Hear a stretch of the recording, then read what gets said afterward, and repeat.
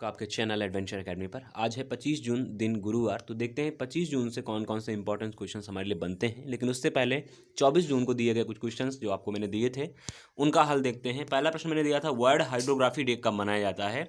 तो world hydrography day 21 जून को मनाया जाता है। जल संरक्षण के ऊपर विशेषतः एक दृष्टिकोण रखा जाता है 21 जून के दिन वर्ल्ड हाइड्रोग्राफी डे के रूप में। ठीक है। अगला प्रश्न है कि जून 2020 में डॉक्टर सेतुरमन पंचनाथन किस देश की नेशनल साइंस फाउंडेशन के प्रमुख नियुक्त हुए हैं। तो अमेरिका के नेशनल साइंस फाउंडेशन के प्रमुख नियुक्त किए गए हैं डॉक्टर सेतुरमन पंचनाथन। ये भारतीय मूल के व्यक्ति हैं, इसीलिए इंपॉर्टेंट है। अगला क्वेश्चन था हमारा कि 3 जून 2020 में कौन national institute of public finance and policy यानी कि NIPFP के नए अध्यक्ष कौन बने हैं। तो डॉक्टर उर्जित पटेल जी बने हैं, हमारे पूर्व गवर्नर RBI के। ये बनाए गए हैं NIPFP के नए अध्यक्ष। याद रखिएगा, जो पॉलिसी वगैरह तैयार करते हैं। प्रसिद्ध कामाख्या मंदिर कहाँ पर स्थित है, मैंने कल आपसे पूछा था, क्योंकि अंबुबाची मेला का स्थगन कर दिया गया था इस वर्ष। तो ये था असम में, असम के गुवाहाटी में कामाख्या मंदिर स्थापित है और 51 पीठों में से एक है। देवियों के 51 पीठों में से एक है कामाख्या देवी मंदिर, जो कि असम के गुवाहाटी में स्थित है। और यहीं पर अंबुबाची मेले का अब की बार आयोजन रद्द कर दिया गया था। अगला क्वेश्चन है, किस राज्य ने हाल ही में मनरेगा की तर्ज पर नौकरी की सेवा की शुरुआत करी है। तो मैंने आपको हिंट दिया था कि पहला राज्य था केरला, ऐसा करने वाला राज्य था पहला केरला। लेकिन वर्तमान की बात मैंने करी थी, वर्तमान में है झारखंड ने ऐसी सुविधा प्रारंभ करी है, इसमें कि शहरी आजीविका जैसी चीज़ें चलती रहें, क्योंकि शहर में आजीविका चलाना आज कठिन है, क्योंकि कोविड-19 के प्रभाव के कारण कहीं ना कहीं। तो याद रखिएगा आप, ये 5 क्वेश्चंस मैंने आपको दिए थे। अब चलते हैं आज के प्रश्न के ऊपर। तो पहला प्रश्न हमारे सामने है कि 23 जून 2020 को भारत के बाहर विश्व के पहले योग विश्वविद्यालय विवेकानंद योग विश्वविद्यालय, ये याद रखिएगा, भारत के बाहर विश्व का पहला ऐसा विद्यालय जो कि स्टैब्लिश है किसके ऊपर, विशेषता योग के ऊपर। उसका नाम है विवेकानंद योग विश्वविद्यालय, को लॉस एंजलिस अमेरिका में उद्घाटन किया गया, यानी कि लॉस एंजलिस में इसका आयोजन खुला है। ये विवेकानंद योग विश्वविद्यालय जो कि भारत के बाहर दुनिया का पहला योग विश्वविद्यालय है। इसका संयुक्त रूप से केंद्रीय विदेश राज्य मंत्री V मुरलीधरन एवं विदेश मामलों के स्थायी समिति के अध्यक्ष P चौधरी द्वारा न्यूयॉर्क में भारत के महावाणिज्यिक दूतावास में आयोजित एक वर्चुअल कार्यक्रम में इसका उद्घाटन किया गया।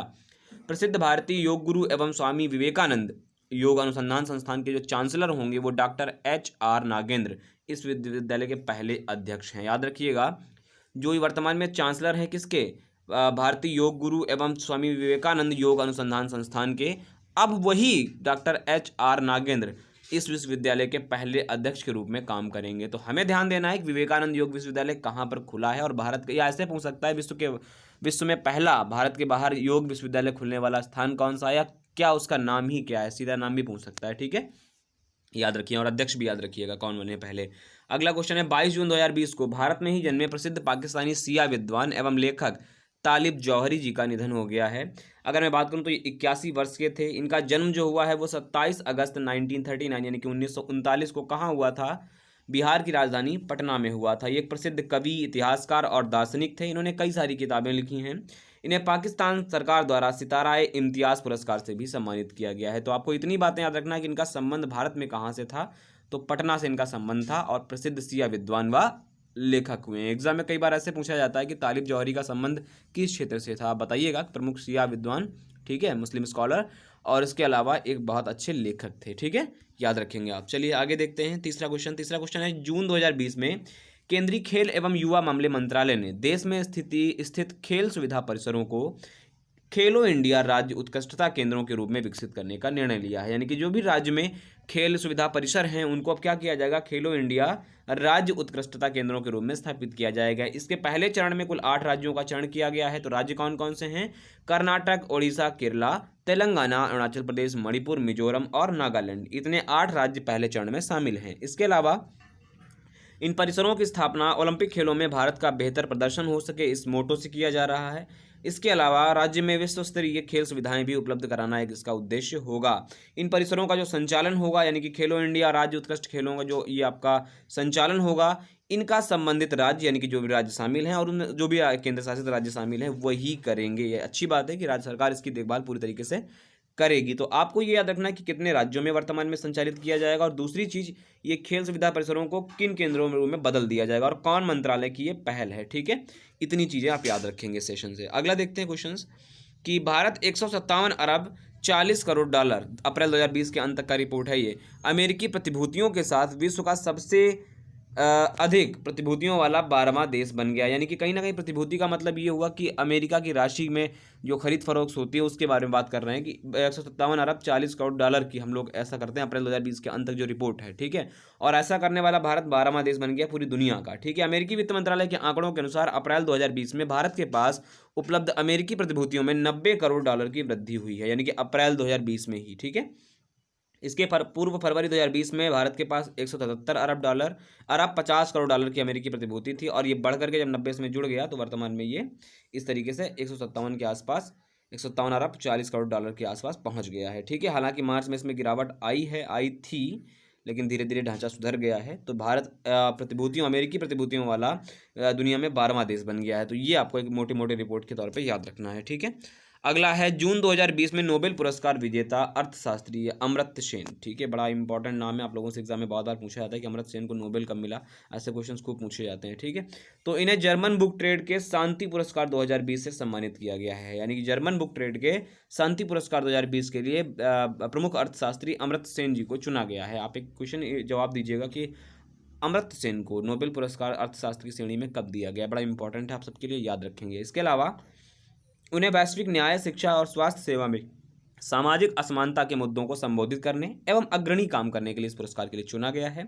जर्मन बुक ट्रेंड की बात करें तो 1950 से प्रतिवर्ष शांति पुरस्कार प्रदान कर रहा है। इसके तहत 25,000 यूरो दिए जाते हैं एक पुरस्कार राशि के तौर पर। तो आप याद रखेंगे जर्मन बुक ट्रेड द्वारा हाल ही में शांति पुरस्कार 2020 के लिए अमर्त्य सेन जो प्रमुख अर्थशास्त्री व नोबेल पुरस्कार विजेता हैं उन्हें चुना गया है।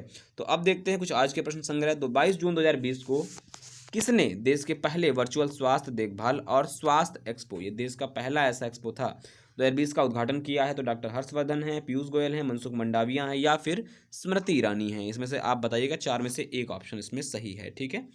अगला है संयुक्त राष्ट्र लोक सेवा दिवस कब मनाया गया? 20 जून, 15 जून, 18 जून या फिर 23 जून। इन्हीं में से एक उत्तर है। तो 20 जून, 15 जून, 18 जून या 23 जून को किस तिथि को संयुक्त राष्ट्र लोक सेवा दिवस मनाया गया है? ये आज का दूसरा प्रश्न। तीसरा प्रश्न है जून 2020 में किस भारतीय को नासा विशिष्ट सेवा पदक से सम्मानित किया गया है? ये जून का ही करंट अफेयर का क्वेश्चन है। रंजीत कुमार, शेखर शर्मा, पराग अग्रवाल या फिर राहुल सचान, किसे नासा के विशिष्ट सेवा पदक से सम्मानित किया गया है? इन चार नामों में से एक है, इंपॉर्टेंट है। अगला है 4 जून 2020 में कौन गूगल क्लाउड इंडिया के नए वरिष्ठ निदेशक बन गए हैं? तो कौन? अजय मुंडा हैं, किरण बाजवा हैं, शेखर कुमार हैं या फिर अनिल वल्लूरी हैं। इन चार में से एक ऑप्शन है, आप जरूर बताइए कमेंट बॉक्स में। आगे है जगन्नाथ रथ यात्रा में किस भगवान का रथ शामिल नहीं होता है? मैंने आपको बताया था कि 3 रथ इसमें से शामिल होते हैं। तो चौथा रथ कौन ऐसा व्यक्ति जिसका शामिल नहीं होता है? सुभद्रा का शामिल होता है या नहीं होता है, या बलराम का शामिल होता है या फिर नहीं, या रुक्मिणी का शामिल होता है या नहीं, या फिर भगवान जगन्नाथ का शामिल होता है या नहीं। मैंने आपको कहानी भी बताई थी 3 मोटी मोटी। अगर आपको नहीं पता है कि क्या है इसके पीछे कहानियाँ, तो आप जरूर पीछे पिछला वीडियो करंट अफेयर का देख लीजिएगा, आपको क्लियर हो जाएगा कि क्या कारण है जगन्नाथ यात्रा मनाने का, ठीक है। तो आई होप आपको क्वेश्चन समझ में आए होंगे। जो 10 क्वेश्चन एक्स्ट्रा आपके कवर होने लगे ये भी अच्छी बात है। और करंट अफेयर के जो इंपॉर्टेंट क्वेश्चन होंगे, मैं ज़्यादा हलवा नहीं डालूंगा इनमें। जो भी चीज़ें इंपॉर्टेंट रहेंगी आपके लिए वही एग्जाम में वही आपको करंट अफेयर के क्वेश्चन में डालूंगा, चाहे वो 5 हों, चाहे वो 4 हों, चाहे वो 10 हों, डजंट मैटर। जो इंपॉर्टेंट होगा वही इसमें आपको मिलेगा, ठीक है। वीडियो अगर अच्छा लगता है तो वीडियो को लाइक करें, शेयर करें, कमेंट करें, और इसी तरीके से वीडियो पाने के लिए हमारे साथ जुड़े रहें। नमस्कार।